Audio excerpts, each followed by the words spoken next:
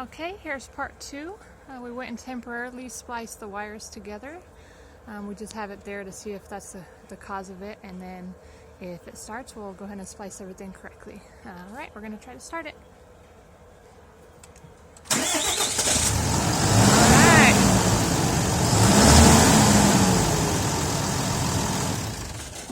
Alright, so that was the problem. So in case your 2012 Dodge or the same model, same motor doesn't start, always check the fuse box first. Make sure no little critter went and chewed your wires. Okay, we're going to put all this back together, and there you go. Hope this helps you guys.